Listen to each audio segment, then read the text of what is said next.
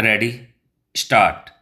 महोदय, आज इस समारोह में सम्मिलित होकर मुझे बड़ी प्रसन्नता हो रही है।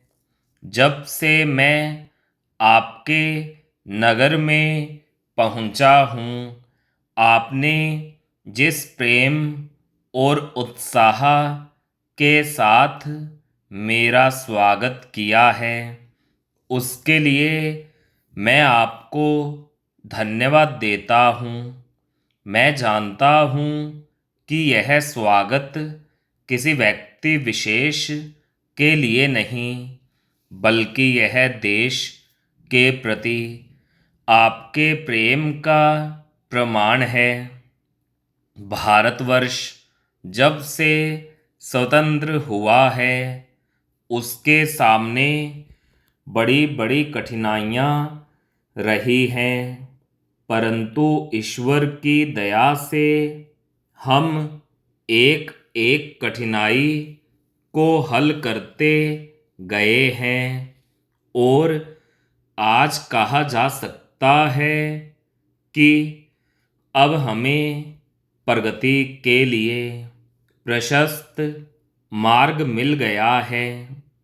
यदि हम चाहें और देश के लिए आपस में मिलजुल कर साहस तथा उत्साह के साथ काम करें, तो संसार में ऐसी कोई चीज़ नहीं जो इस देश के लिए दुर्लभ हो। इसलिए एक ऐसे दिन का मानना जिस दिन देश की उन्नति के लिए एक बहुत बड़ा कदम उठाया गया था, स्वाभाविक ही है। अंग्रेजों के साथ जिस समय स्वराज्य के लिए समझौता हुआ, उस समय उन्होंने और सब चीज़ों के साथ साथ एक काम और किया, जिसका परिणाम कुछ भयंकर हो सकता था। जहां एक और अंग्रेजी राज्य सीधे तौर पर चलता था, वहां दूसरी ओर देशी नरेशों के अधीन 600 से अधिक रियासतें भी थीं। ब्रिटिश सरकार ने जाते समय यह घोषणा कर दी कि ये सभी अपने उन सभी शर्तों और बंधनों से मुक्त समझें जो उन्होंने ब्रिटिश सरकार के साथ किए थे, और प्रत्येक का अधिकार है कि वह चाहे तो हिंदुस्तान के साथ अथवा पाकिस्तान के साथ मिल जाए या अपने को स्वतंत्र रखे।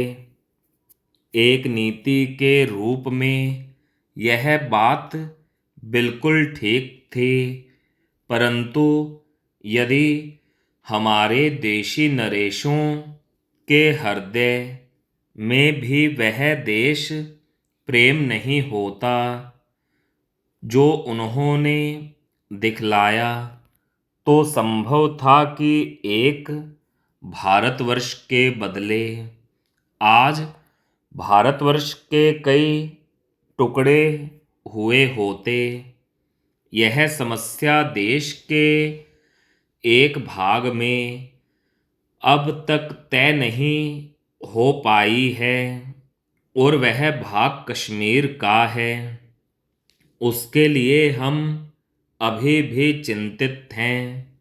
देशी नरेशों के देश प्रेम, उनकी दूरदर्शिता और समय को पहचान कर उसके अनुसार अपने को ढाल लेने की उनकी शक्ति के फलस्वरूप ही भारत के दो टुकड़े हो जाने पर भी विशाल भारतवर्ष आज रह गया है स्टॉप।